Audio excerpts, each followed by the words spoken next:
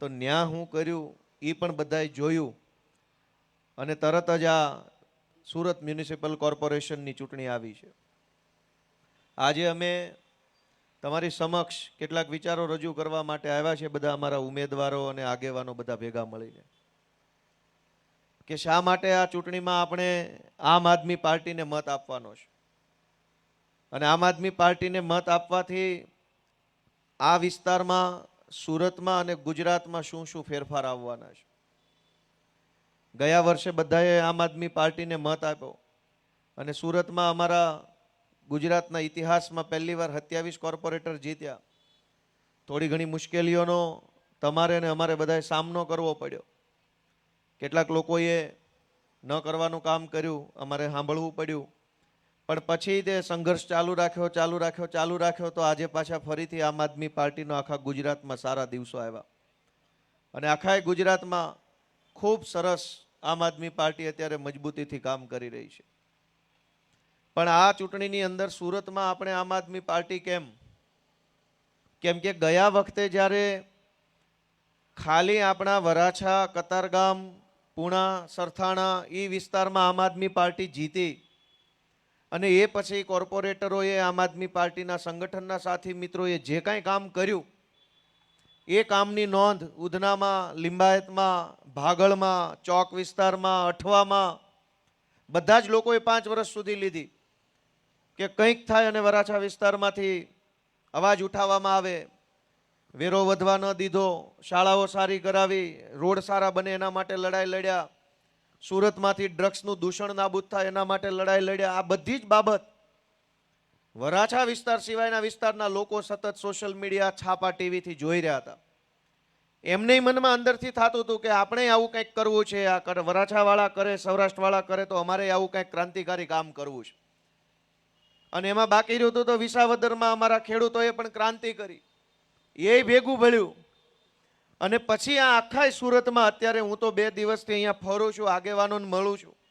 લીંબાયત ગયો તો, ઉધના ગયો, ભાગળમાં ગયો, અમારી પાર્ટીના નેતાઓને મળ્યો. મારા ઘણા બધા વકીલો મિત્રો છે, પોલીસમાં મિત્રો છે, બીજા સરકારી સ્ટાફમાં મિત્રો છે. એ બધા પાસેથી મેં સમાચાર લીધા તો માત્ર અહીંયા નહીં, એ બાજુ પણ આ વખતે હજળબમ માહોલ છે. બધા વાટે બેઠા છે કે આવા દો ચૂંટણી, હાવણો મારી દેવાનો છે આ વખતે આખા સુરતમાં. કેમ કે ગયા વખતે તો આપણે આગેવાની લીધી, બીજા જોતા રહી ગયા. હવે એને મન થયું કે બધા કરે તો અમે કેમ બાકી રહી જાય, સૌરાષ્ટ્રવાળા કરે તો અમે કેમ બાકી રહી જાય. કેમ કે આ વિસ્તારમાં આમ આદમી પાર્ટી આવી એનો અનેક લોકોને અનેક પ્રકારે ફાયદો થયો છે. આખા વરાછા વિસ્તારમાં આમ આદમી પાર્ટીના પ્રયત્નોના કારણે, લડાઈના કારણે શાળાઓની સ્થિતિ સુધરી. જેના છોકરા સરકારી શાળામાં ભણતા હશે એના ઘરે જઈને પૂછજો કે આમ આદમી પાર્ટી આવ્યા પહેલા શાળાની હાલત શું હતી, આમ આદમી પાર્ટી આવ્યા પછી શાળાની પરિસ્થિતિ વરાછા વિસ્તારમાં કેવી બદલાણી. સત્તામાં નથી એટલે અમારી ઈચ્છા પ્રમાણેની પરિસ્થિતિ ન બદલી શકાણા, પણ જેવી હતી એના કરતાં તો થોડીક સારી કરી શક્યા. અમારી ઈચ્છા તો એવી છે કે દિલ્હી અને પંજાબમાં જેવી શાળાઓ હતી સરકારી એવી બને, પણ એના માટે અમારો મેયર નહોતો, મેયર ભાજપના હતા. પણ તેમ છતાંય લડાઈ લડીને, સંઘર્ષ કરીને, અનેક પ્રકારના ચડાવ ઉતાર જીરવીને પણ આપણા વિસ્તારના બાળકોને સારામાં સારું શિક્ષણ મળે એના માટેની મહેનત કરી છે.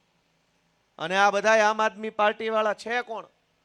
આ ગોપાલભાઈ કે આ તુલસીભાઈ કે આ અમારા બધા ઉમેદવાર કેપીભાઈ પાનસુરિયા, આ બધા છે કોણ? આ બધા મારી તમારી જેવા સામાન્ય પરિવારમાંથી આવતા યુવાનો છે. એમણે જોયું કે રાજનીતિ બરાબર કામ નથી કરતી, રાજનીતિમાં રહેલો નેતા બરાબર કામ નથી કરતો, અને નેતા બરાબર કામ નથી કરતો એટલે આપણે ઘણી બધી સમસ્યાઓ ભોગવવી પડે છે. એવું જે યુવાનોને લાગ્યું એ બધા યુવાનો આવ્યા રાજનીતિમાં, આમ આદમી પાર્ટીનો હાથ પકડ્યો. આમ આદમી પાર્ટીએ યુવાનોને રાજનીતિમાં આગળ વધવાનું પ્લેટફોર્મ આપ્યું, શીખવાડ્યું બધું, અને આગળ કરી નેતા બનવાની તક આપી, ચૂંટણીમાં ઊભા રાખ્યા. તમારા આશીર્વાદથી આપણા જેવા જુવાનિયાઓ નેતા બન્યા અને અનેક ઘણું સારું કામ કર્યું. મારા જેવો એક સામાન્ય માણસ ધારાસભ્ય બની ગયો, એ વાતની ખુશી આખા ગુજરાતમાં હજુય હમાતી નથી. લગભગ 7-8 મહિના થવા આવશે. નકર ધારાસભ્યો ક્યાં ઓછા બન્યા છે. ધારાસભ્યો ખૂબ દુનિયાભરના માણસો બની ગયા છે આ ગુજરાતમાં, બે બે વખત બન્યા, ચાર ચાર વખત બન્યા, પણ લોકોના મોઢા ઉપર સ્માઇલ ન આવે.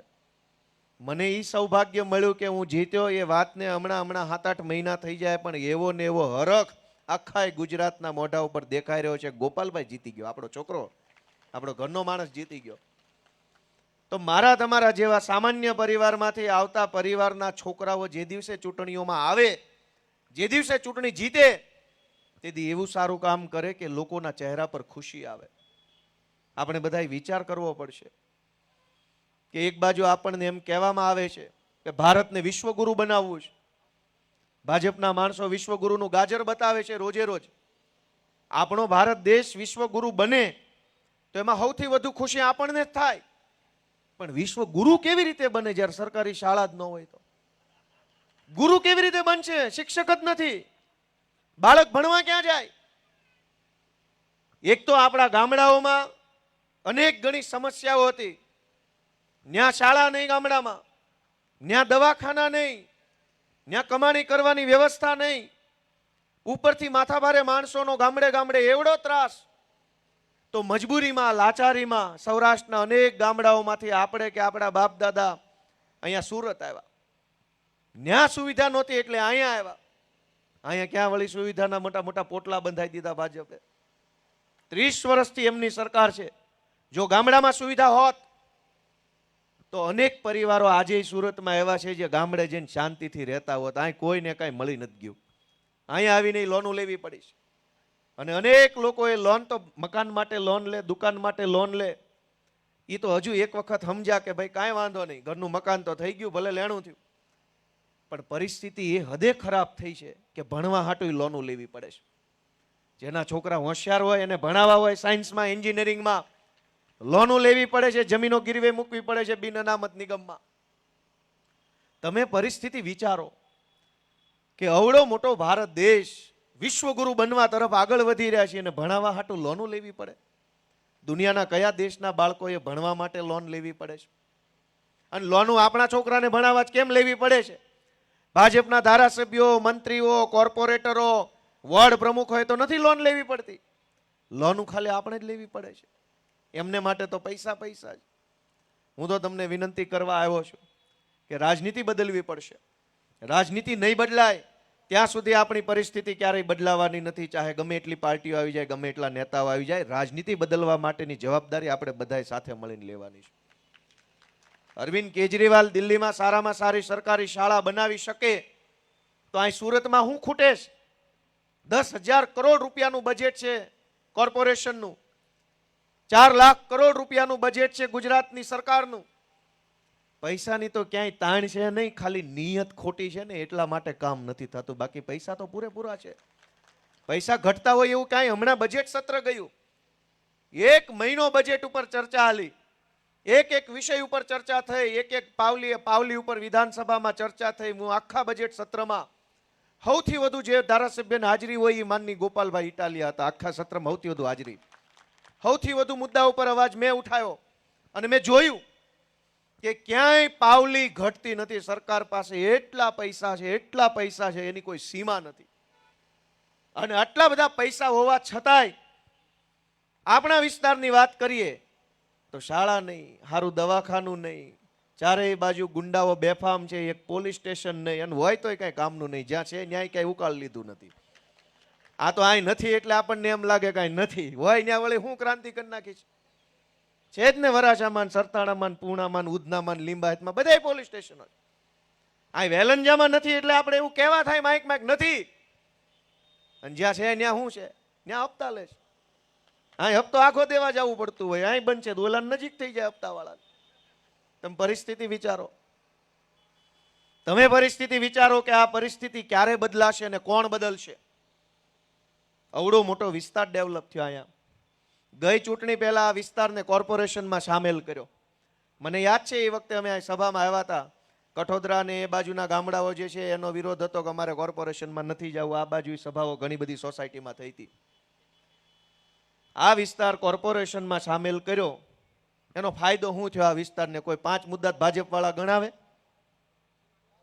અહીં 5 મુદ્દા તો કોક એમ કે ભાઈ આ ગામડું હતું એમાંથી કોર્પોરેશનમાં ભળ્યા હતા, 5 મુદ્દાનો ફાયદો થયો. તમે વિચાર કરો કે અનેક સોસાયટીઓ બની, એમાં ગટર નથી, વેરો પૂરેપૂરો લઈ જવાનો, શહેરોનો વેરો, અને સુવિધા ગામડા જેવી, તો પછી ગામ જ રહેવા દો ને ભાઈ. હું કામ અમને શહેરનો ખાલી સિક્કો મારીને વૈયા જાવ છું? સુવિધા શહેર જેવી ન થાય, સિક્કો શહેરનો હું કામ? ગામનો સિક્કો રહેવા દો. પણ ધરાહાર ન માને, ચૂંટણીમાં એના મતદાનમાં જે કાંઈ કાવા દાવા કરવા હોય એ માટે થઈને શહેરમાં બેળવું. મારે તમને બધાને બહુ ટૂંકી વિનંતી એટલી કરવાની છે કે અમે બધા, અમારી આખી આમ આદમી પાર્ટીની ટીમ ગુજરાતની સામાન્ય જનતાનો લડાઈ લડી રહી છે. અમારી ઉપર ખૂબ અત્યાચાર જુલમ થયા, અમે ડરતા નથી. FIR, જેલ, પાસા, ગુજસી ટોક, આ ટોક, તે ટોક, કાંઈ વાંધો નહીં ભાઈ, સરકાર બદલાશે ત્યારે બધું અમે જોઈ લેશું વ્યવસ્થિત રીતે. પણ અત્યારે આ સંઘર્ષ કોના માટે છે? મારી પોતાની ઉપર એટલા બધા FIR, વોરંટ નીકળી જાય, ફોરંટ નીકળી જાય, પોલીસ આવે ને ઘરે આવે ને ડેલી આવે ને, કાંઈ વાંધો નહીં. પણ આ બધું કોના માટે? ગોપાલભાઈ ઇટાલિયા માટે કે ગુજરાતની જનતા માટે? એ તમારે વિચારવાનું છે. તમારું મને એમ કે આ છોકરાઓ જે લડે છે ને ગુજરાતની જનતા માટે લડે છે, તો તમારા મનનો અવાજ સાંભળીને હાવણાનું બટન આ વખતે દબાવજો, એ વિનંતી મારે તમને કરવાની. એ લોકો બધાય આવશે, એમની 30 વર્ષથી સરકાર છે. ચૂંટણીમાં એમનું સૂત્ર જુઓ કે મારો મત વિકાસને. વિકાસ એટલે કોણ? વિકાસ એટલે કોણ? તમે વિકાસ એટલે 5 વસ્તુ બતાવો. ભાઈ વેલંજામાં કે સુરતમાં તમે આ 30 વર્ષથી સરકાર છે તો આટલા સ્પોર્ટ કોમ્પ્લેક્સ બનાવ્યા, સાયન્સની આટલી સ્કૂલો બનાવી, ઇંગ્લિશ મીડિયમની આટલી સરકારી સ્કૂલો બની, આટલા દવાખાના નવા ખુલ્યા, આટલા સ્ટેડિયમ બન્યા. કશું 30 વર્ષમાં આ લોકોથી કાંઈ થયું નથી. હવે ભવિષ્યમાં કાંઈ આમનાથી થાય એમ નથી, કેમ કે આ થાકી ગયા છે. અમે નવી જનરેશનના નેતાઓ છીએ દોસ્તો, અમારી ઘણી ધગશ છે, ઘણું બધું કામ કરવું છે. તમારા આશીર્વાદ મળશે તો ઘણું સારું કરી શકીશ. વિસાવદરના લોકોએ અમને મત આપ્યો, આશીર્વાદ આપ્યા, તો એનું પરિણામ આખા ગુજરાતને મળ્યું. વર્ષોથી માવઠા આવે છે પણ કોઈ દિવસ ખેડૂતોને કાણી કોડી મળતી નહોતી. આ વિસાવદર વાળી થઈને પછી પહેલી વખત 10,000 કરોડનું પેકેજ આવ્યું ને અનેક ખેડૂતોના ખાતામાં પૈસા આવ્યા. જે લોકો ગામડે ખેતી સાથે જોડાયેલા છે, પૂછજો ઘરે, છેલ્લા 15-20 વર્ષમાં ક્યારેય કાણી કોડી સરકાર તરફથી આવી નહોતી. જેવી વિસાવદર વાળી થઈને કાન ફટામ 2 હાવણા મૂક્યા, વિસાવદર વાળે બુદ્ધિ ઠેકાણે આવી ગઈ. આ લોકો હાવણા સિવાય માને એમ નથી, કેમ કે આ લોકો એટલા બધા પેધી ગયા છે કે હાવણા સિવાય નહીં માને. અને એટલે નિશાને એવું જ રાખ્યું કે વ્યવસ્થિત માને, 2 હાવણા મૂકો એટલે ઠેકાણે. અને તમારે એ જવાબદારી સંભાળવાની છે. મિત્રો, બહુ ચિંતાજનક માહોલ છે. ઘણી વખત અમારો વિરોધ કરે છે લોકો, કેટલાક મિત્રો, કેટલાક વ્યક્તિઓ, કે તમે લોકો આવા છો ને તમે લોકો તેવા છો. મારે એક વસ્તુ કેવી છે કે અમે ગમે એવા ખરાબ માણસ હશું, પણ અમને એક વાતનું ગર્વ છે કે અમે ડ્રગ્સના ધંધામાં સંડોવાયેલા માણસો નથી. આખા સુરતને ડ્રગ્સના રવાડે ચડાવ્યું છે ભાજપના માણસોએ. આપણે અહીં મહેનત મજૂરી કરીને જીવીએ, ઘરે બધી બહેનો બેઠી હોય, આખો દિવસ ટીકી લગાવે, દોરા ધાગા તોડે, આખું ઘર કમાય, અને આપણા જ પરિવારનો દીકરો કે દીકરી ક્યાંક નોક ચડવાની લતે ચડી જાય, એની જવાબદારી કોની? આપણે કમાવામાં ધ્યાન આપવું, છોકરા વાહે રખડવું, ક્યાં ભણવા જાય છે? એક તો ઘર આંગણે નિહાળ ન હોય, ઘર આંગણે કોલેજ ન હોય, ઠેઠ ઓલા છેડે ભણવા મોકલો, ન્યા જાય તો દરેક મા બાપને ચિંતા થાય. પોલીસ સ્ટેશનોમાં કોઈ આપણી ફરિયાદ સાંભળવા તૈયાર નથી. અમે ખૂબ વિરોધ કર્યો ડ્રગ્સનો, તો અમારી ઉપર FIR થઈ ડ્રગ્સનો વિરોધ કરવા બદલ. તમે બધાએ પોતાના મનથી વિચારો કે કોણ એવો મા બાપ હોય જે એમ ઈચ્છે કે અમારા છોકરા નશાના રવાડે ચડી જાય. અને જ્યારે અમે અહીંયા ગુજરાતમાં વાત કરીએ કે ભાઈ અહીંયા નશાના રવાડે છોકરા ચડે છે, બેફામ બધી વસ્તુઓ મળી રહે છે, દારૂ બેફામ મળી રહે, ડ્રગ્સ બેફામ મળી રહે, છોકરાઓ ઊંધા રવાડે ચડે, પછી એના મા બાપની પરિસ્થિતિ જે થાય છે ને કોઈને કહી નથી શકાતી. સમાજમાં આબરૂની બીક લાગ્યા કરે, પોલીસ સ્ટેશનોમાં ન કહેવાય ને સમાજના આગેવાનોને ન કહેવાય. આ મારી વાત સાચી છે કે ખોટી છે? તો આવડી મોટી સરકાર કામમાં શું આવે? આટલી મોટી પોલીસ વ્યવસ્થા, આટલું મોટું IB તંત્ર, આટલો મોટો ગૃહ વિભાગ, આટલા કલેક્ટરો, મામલતદારો, TDO, ઝોન ઓફિસો, કરોડો રૂપિયાના પગાર લઈને બેઠેલા સરકારી માણસો કામના હું? જો એક નશો ન રોકી શકે તો આ લોકો આપણું બીજું તો શું કામ કરી શકવાના? અમે તો તમને વિનંતી કરવા આવ્યા છીએ કે અમે ગુજરાતભરના લોકોની પરિસ્થિતિ બદલાય એના માટે લડીએ છીએ. અમારો કોઈ સ્વાર્થ હોત પૈસાવાળા થવાનો કે લાલ લાઇટવાળી ગાડીઓમાં ભણવાનો તો ઘણાય વંડિયું ઠેકી ગયા છે. ગબ્બ કરતા સવારે આમાં હોય ને હાંજ પડે તો આંકોર પડે. અમે એવા માણસો નથી, અમે સંઘર્ષ કરનારા માણસો છીએ. જે થવું એ થઈ જાય, પણ સંઘર્ષના રસ્તેથી એક પગલું પાછું ન હટીએ ને, એ અમે માણસો છીએ દોસ્તો. અનેક તકલીફો વેઠી લીધી, પણ રસ્તો બદલ્યો નથી. અને રસ્તો બદલ્યો એ ધારાસભ્ય બન્યા, મેં નથી બદલ્યો તો હું ધારાસભ્ય બન્યો. લ્યો કરો. છેલ્લે તો બધા એક જગ્યાએ ભેગા થઈ ગયા પાછા. અમે 10 વર્ષથી આ સંઘર્ષના રસ્તા પર છીએ.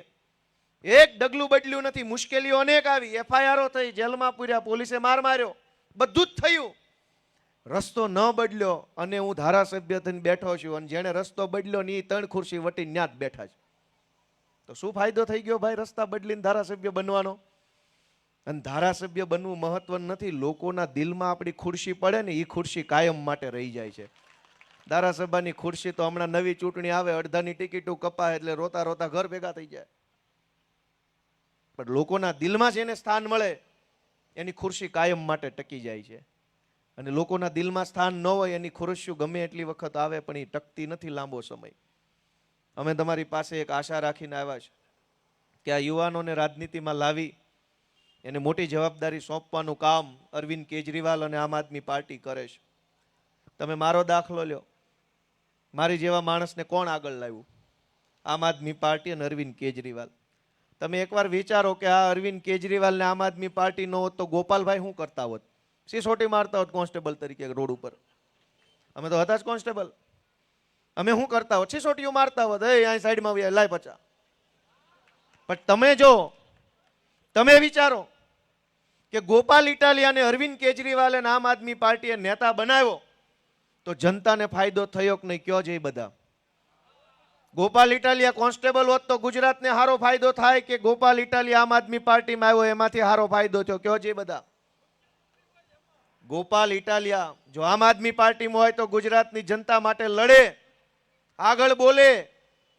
આમ આદમી પાર્ટી જ ન હોય તો મારા જેવા અનેક જુવાનિયાઓ છે એની જિંદગી ક્યાંય વહી જાય છે કોઈને ખબર નથી રહેતી. આ પાર્ટીને આગળ વધારવાની જવાબદારી જનતાની એટલા માટે છે કે આજ રાજકારણમાં હારા માણાની ખોટ પડી છે.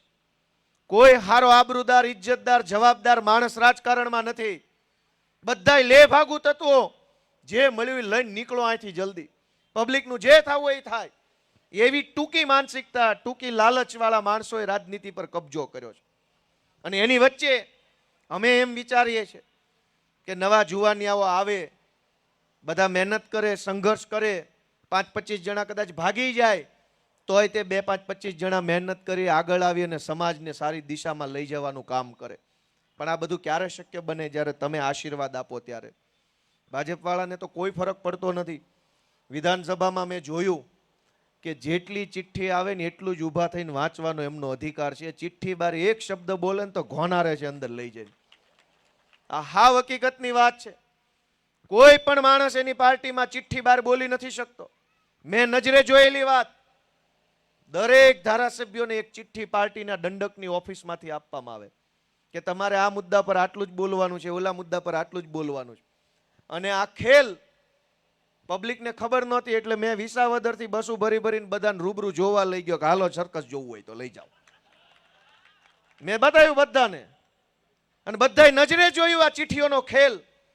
હવે જે માણસ ચિઠ્ઠી સિવાયનું કાંઈ બોલી ન શકતો હોય એ આપણા બધાનું ભવિષ્ય શું બદલી શકવાનો? એને બદલવો પડે પહેલા તો. આપણું ભવિષ્ય એવા નેતા થોડા બદલી શકે જે પોતાની જાતથી કાંઈ બોલી ન શકે. અને એ નહીં. અને તમે જોવો આ સરકાર કેવી હાલે છે. વિસાવદરની ચૂંટણીમાં અનેક ભાજપના મોટા મોટા ગદાવર નેતાઓ આવ્યા અને ન્યા આવીને ગામડે ગામડે એમ કહેતા હતા ગોપાલભાઈને મત ન દેતા, કાંઈ પણ તકલીફ હોય તો મારી જવાબદારી, મને કહેજો, મારી જવાબદારી, એમ કહેતા હતા. ચૂંટણી પછી ને એ પછી મંત્રી જ નથી. હવે કોની જવાબદારી? કૃષિ મંત્રી આવ્યા હતા ચૂંટણીમાં, ગામડે ગામડે ખેડૂતોને કહી ગયા મારી જવાબદારી. જેવી ચૂંટણી પતી અને મંત્રી મત કાઢી મૂક્યા. હવે કોની જવાબદારી કયો? આ લોકોનું કાંઈ ઠેકાણું જ નથી. જે જવાબદારી લઈને વહી જાય ને એ જ ગાયબ થઈ જાય છે. તમે કહેવા કોને જાઓ? અને આ પરિસ્થિતિની અંદર ગુજરાતના સામાન્ય માણસનું જીવવું બહુ મુશ્કેલ થઈ ગયું છે. આજ કેમ બે છેડા ભેગા થાય છે એ બધાય જાણે છે. નથી કાંઈ એટલું બધું કાંઈ કોઈ કમાઈ લેતું અને સતત એક મુશ્કેલી વચ્ચે જીવવાનું છે. સરકાર ધારે તો બધું ઘણું કરી શકે, પણ સરકાર કાંઈ ધારતી નથી. કેમ કે કાંઈ કરે કે ન કરે, ટાણે ટાણે હિન્દુ મુસલમાન ભારત પાકિસ્તાન કરે એટલે મત તો મળી જાય છે એમને, તો કામ હું કામ કરે. તમને એક બીજી ગંભીર બાબત કહું કે આ લોકો પબ્લિકની અંદર માત્ર ને માત્ર ડર ફેલાવે, પબ્લિકને ભરમાવે અને મત પડાવીને વયા જાય છે. એનો એક દાખલો આપું. તમને ખબર હોય તો વિધાનસભાની અંદર બોમ્બ મૂકવાની ધમકી મળી હતી, ખ્યાલ છે? કોને કોને ખ્યાલ છે? હાથ ઊંચો કરો જી. વિધાનસભાની અંદર બોમ્બ મૂકી ગયું છે કોક, એવી ધમકી ભર્યો એક ઈમેલ મળ્યો. ધ્યાનથી સાંભળજો, આ ચૂંટણી જીતવાના કાવતરા જોવો. તમારા છોકરાને સારી નિશાળ ન મળે, સારું દવાખાનું ન મળે, સારી જનસુવિધા ન મળે, તોય ચૂંટણીમાં એને ને એને મત કેમ મળે એનું ષડયંત્ર જુઓ. કે વિધાનસભા એટલે ગુજરાતની સર્વોચ્ચ સંસ્થા, એનાથી ઉપર કોઈ સંસ્થા ન આવે. આખા ગુજરાતની જનતાએ જેને મત આપ્યો એ બધા જ નેતાઓ ત્યાં બેસે એવી પાવરફુલ સંસ્થા, એને બોમ્બથી ઉડાડવાની કોઈક ધમકી મારી ગયો. એ વાતને હવા મહિનો થઈ ગયો, હજુ કોઈને આરોપી જડતો નથી. ધમકી મારી કોણ ગયો? ક્યાંય તમે ટીવીમાં છાપામાં જોયું કોણ ધમકી મારી ગયો? અહીંયા તમે એક કોન્સ્ટેબલને તું નથી કહી એકતા પકડીને લઈને વયા જાય છે અને 15 દિન જ છોડતા. અને વિધાનસભાને ધમકી મારી ગયો એ પકડાતો કેમ નથી? મને તો અંદર અંદર મનમાં એવું થાય છે કંઈક ઈનાઈ આવી અફવા ફેલાવીને પબ્લિકમાં ભય નહીં ફેલાવતા હોય ને. ઈના માણસો ઈમેલ કરે ને આ બાજુથી ઈના પકડે. તમે મને એવો જવાબ આપો કે વિધાનસભાને કોઈ માણસ ધમકી મારી જાય તો એ માણસ એરેસ્ટ થવો જોઈએ કે ન થવો જોઈએ? આજી વાતને મહિનો થઈ ગયો, આજી વાતને મહિનો થઈ ગયો, કેમ નો પકડાનો? વિચાર કરો. ચૂંટણી આવે ને એટલે આવી ધમકી ભર્યા ઈમેલ આવે, માણસો આવે, પાકિસ્તાન, કાશ્મીર, કેરળ બધું જ આવે, પણ તમારા છોકરાની નિશાળનો મુદ્દો ક્યાંય ચૂંટણીમાં ન આવે ને એની કાળજી આ ભાજપ વાળા રાખે છે. તમે વિચાર કરો કે દોસ્તો, આ રાજનીતિ બદલવા માટેની અમારી લડાઈ છે અને એમાં તમારા આશીર્વાદ વગર શક્ય નહીં બને. કતારગામમાં ઊભો રહ્યો, મને મત ન દીધા તો હું હારી ગયો, પણ હિંમત ન હાર્યો અને ગુજરાતની જનતા માટે સતત લડતો રહ્યો તો એનું પરિણામ પાછું વિસાવદરના અમારા આગેવાનોએ આપ્યું.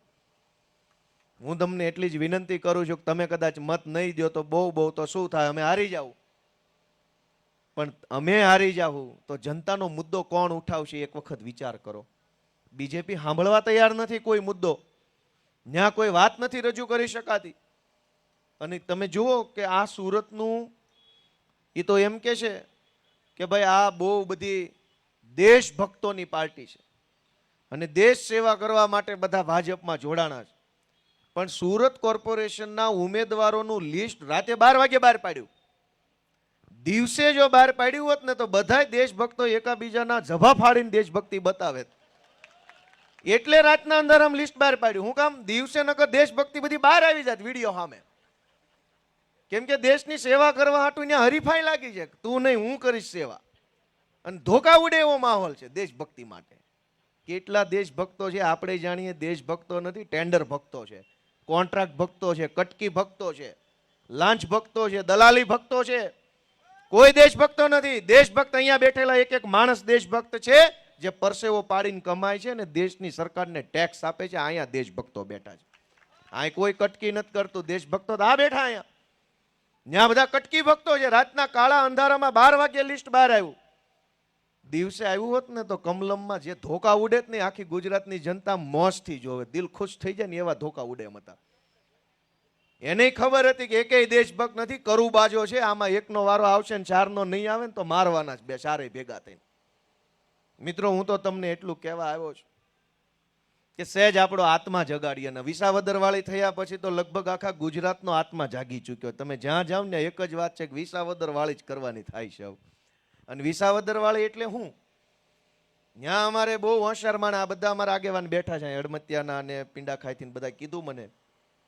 ત્યાં પબ્લિક સમજી ગઈ કે ચૂંટણી આવે એટલે ભાજપના નેતા આવે તો ભાજપના નેતાની સભામાં જવાનું, કાંઈ ખાવાની વ્યવસ્થા કર્યો તો ખાઈ લેવાનું, કાંઈક દે તો લઈ લેવાનું, પાછો મત ગોપાલભાઈને દઈ આવવાનું. આનું નામ વિસાવદર વાળી. એને સ્ટેટ સુધી ખબર ન પડી કે શું થવાનું. ગામને ખબર હતી, ગામો ગાયમાં હાલતું. ભાજપની સભામાં ઓહો માણે માણા જમવાનું ને ખાઓ પીઓ ને એશ કરો ને મત તો કે ગોપાલભાઈ લ્યો. એવા ભાંભરોટા બોલાવે ગયા ઈ કે અહીંયા કોઈ દી ખર્ચો ન કરાય. કેમ કે દર ચૂંટણી આ લોકો આપણને શું સમજે છે, આપણી બધાની શું, આપણી કિંમત શું?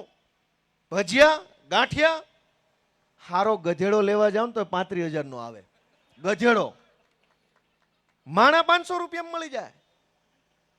તમે પૂછો, ભાવ પૂછો, ગધેડો કેટલા ના આવે, ગમે એને પૂછો, આપણે કાંઈ કામ નથી, ખાલી ગધેડો વેચાતો લેવો કેટલા ના આવે. અને ભાજપ વાળા આપણી શું કિંમત કરે કે જ્યારે ચૂંટણી આવે એટલે પૈસાની વાતો કરે, પૈસા લઈ લે, કેટલા થાય તારા. એટલે અમે ગધેડા કરતા સસ્તા થઈ ગયા માણસો. એટલે એને હવે વિસાવદર વાળીની જરૂર છે. કાંઈ નહીં, આવ્યો છો ને લાવ તારો ગધેડો કરીને પાછો ન મોકલું કેજે. દર ચૂંટણીએ પૈસા પૈસા પૈસા એટલે શું છે? અને એટલા બધા પૈસા વાળા હો તો બનાવો નિશાળો, મૂકો માસ્તરો, કોલેજ ખોલો. હવડા મોટા આખા વરાછા વિસ્તારમાં એકેય સરકારી કોલેજ નથી. છોકરા ક્યાં ભણાવવાના? ચૂંટણીમાં ખર્ચવા માટે કરોડો રૂપિયા. કોલેજ બનાવી હોય તો નથી. મિત્રો, આપણે વિચારવું પડશે કે આ સરકાર કઈ દિશામાં જઈ રહી છે. કોર્પોરેશનમાં આ વખતે ઉમંગ ઉત્સાહ બહુ જોવા મળ્યો અને બધા વિસ્તારોમાં જોવા મળ્યો. જેમ જેમ સભા થશે, આ તો હજુ આજથી આપણે ટાટર પાડ્યું. આજ તો હવે જેમ હરેડે ચડશે પછી તો બહુ મજા આવવાની છે. આ પહેલી સભા જ અહીંયા આપણે રામવાટિકા સોસાયટીથી કરી. આ ચૂંટણીનું ખાતમુહૂર્ત કર્યું તમારા હાથે. લ્યો અહીંયા આ મારી આખી ચૂંટણીની પહેલી સભા અહીં થઈ છે. અને હવે જો હબાહબી નો બોલાય દે કેજો. બધી બાજુ એવો ઉત્સાહ છે. લિંબાયતમાં, ઉધનામાં, ચોકમાં, ભાગળમાં બધી પબ્લિક કહે છે કે ભાઈ હવે આનાથી થાક્યા છે, આને કાઢો, વહેલી તકે રજા આપો. કીધું રજા તો તમે આપી શકો, અમે થોડા આપી શકીએ. અમે તો ઉમેદવાર છીએ. તમે હાવણો દબાવો એટલે એ બધી લીલ ધોવાઈ જાય. 30 વર્ષથી આના બેઠા લીલ થઈ ગઈ છે. મિત્રો, મારી એટલી જ તમને એક પ્રાર્થના છે કે આ અમારા ઉમેદવાર નવા જુવાનિયાઓ છે, શીખે છે, એક નિષ્ઠાથી રાજનીતિમાં આવ્યા છે. અમને ઘણી તકલીફ પડી, અમારે રીતે જવાબ દેવા પડે છે. પણ અમે એવા માણસો નથી કે ભાગી જઈએ, ડરી જઈએ, દબાઈ જઈએ. તમારા આશીર્વાદ હશે તો આ ગુજરાતની અંદર આમ આદમી પાર્ટી ભવિષ્યમાં ખૂબ સારું કામ કરી શકશે. આ અમારા ઉમેદવારો કદાચ નવા છે, કદાચ ભાજપવાળા જેવું સારું સારું ભાષણ નહીં આવડતું હોય, પણ દોડીને કામ કરે એવા 100%ના માણસો છે, એ વાતની ખાતરી છે દોસ્તો. કેમ કે યુવાન છે, ધગશથી આવેલા છે, દાનતથી આવેલા છે. તમે બધાય એમને આશીર્વાદ આપો. અમારા 4 ઉમેદવારોને હજુ નંબર તો આવ્યો નથી, નંબર 2 દિવસ પછી આવશે. પણ જે નંબર આવે સાવણાના નિશાન ઉપર મત આપી અમારા 4 ઉમેદવારને વિજય બનાવો એવી પ્રાર્થના સાથે હું આપ સૌનો હૃદયપૂર્વક ખૂબ ખૂબ આભાર માનું છું. ભારત માતા કી, ભારત માતા કી જય જવાન.